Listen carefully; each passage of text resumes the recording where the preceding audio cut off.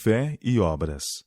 Palestra matutina proferida em Basel, Suíça, no dia 17 de setembro de 1885. Publicada na revista Sinais dos Tempos, em 16 de junho de 1890. Sem fé é impossível agradar a Deus, porquanto é necessário que aquele que se aproxima de Deus creia que Ele existe e que se torna galardoador dos que o buscam. Hebreus capítulo 11, verso 6. No mundo cristão, há muitos que alegam que tudo quanto é necessário para a salvação é ter fé. As obras não são nada. A única coisa essencial é a fé. Mas a palavra de Deus nos diz que a fé, se não tiver obras, por si só está morta. Muitos recusam obedecer aos mandamentos de Deus, dão, porém, muita importância à fé.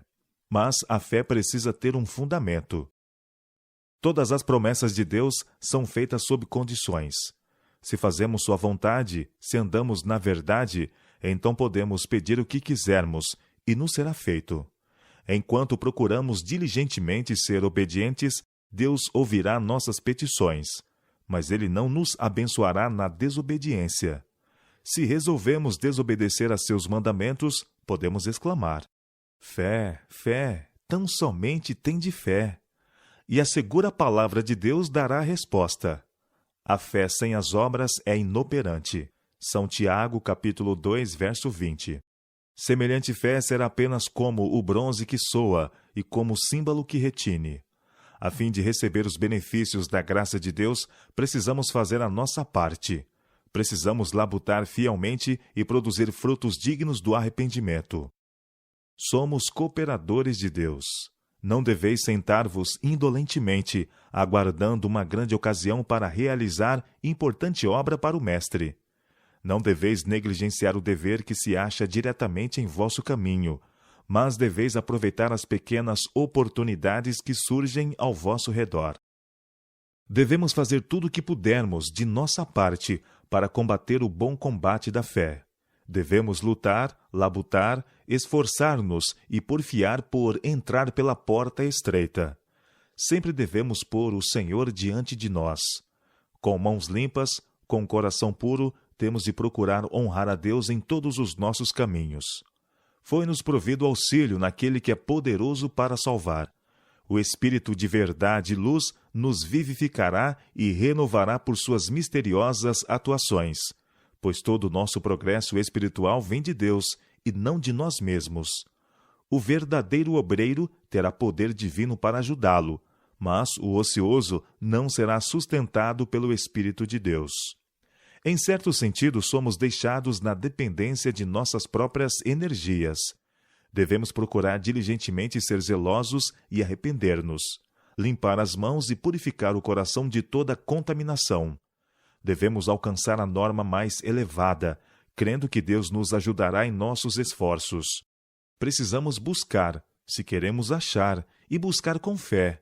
Temos de bater para que nos seja aberta a porta. A Bíblia ensina que tudo quanto se relaciona com a nossa salvação depende de nossa própria conduta. Se perecermos, a responsabilidade recairá inteiramente sobre nós mesmos. Tendo sido feita a provisão, e se aceitarmos as condições de Deus, podemos tomar posse da vida eterna. Temos de ir a Cristo com fé, temos de ser diligentes e confirmar a nossa vocação e eleição. O perdão do pecado é prometido àquele que se arrepende e crê. A coroa da vida será a recompensa daquele que for fiel até o fim. Podemos crescer na graça, aproveitando a graça que já temos. Devemos manter-nos incontaminados do mundo se quisermos ser achados irrepreensíveis no dia de Deus. A fé e as obras andam de mãos dadas. Elas atuam harmoniosamente na obra de vencer. As obras sem a fé são mortas, e a fé sem as obras é inoperante. As obras nunca nos salvarão. É o mérito de Cristo que será eficaz em nosso favor. Mediante a fé nele, Cristo tornará todos os nossos esforços imperfeitos aceitáveis a Deus. A fé que precisamos ter não é uma fé indolente.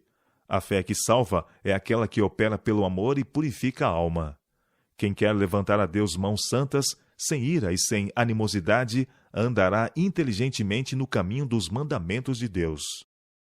Para termos perdão de nossos pecados, precisamos ter primeiro uma compreensão do que é o pecado, a fim de que possamos arrepender-nos e produzir frutos dignos do arrependimento. Temos de ter um sólido fundamento para a nossa fé. Ela deve estar baseada na palavra de Deus, e seus resultados serão vistos na obediência à expressa vontade de Deus. Diz o apóstolo: sem a santidade, ninguém verá o Senhor. Hebreus capítulo 12, verso 14. A fé e as obras nos manterão bem equilibrados e nos tornarão bem-sucedidos na obra de aperfeiçoar o caráter cristão. Jesus declara: nem todo o que me diz, Senhor, Senhor, entrará no reino dos céus, mas aquele que faz a vontade de meu Pai que está nos céus. São Mateus capítulo 7, verso 21. Falando do alimento temporal, disse o apóstolo: porque quando ainda convosco vos ordenamos isto: se alguém não quer trabalhar, também não coma. 2 Tessalonicenses capítulo 3, verso 10. A mesma regra se aplica à nossa nutrição espiritual. Se alguém quer ter o pão da vida eterna, faça esforços para obtê-lo. Estamos vivendo um importante e interessante período da história terrestre.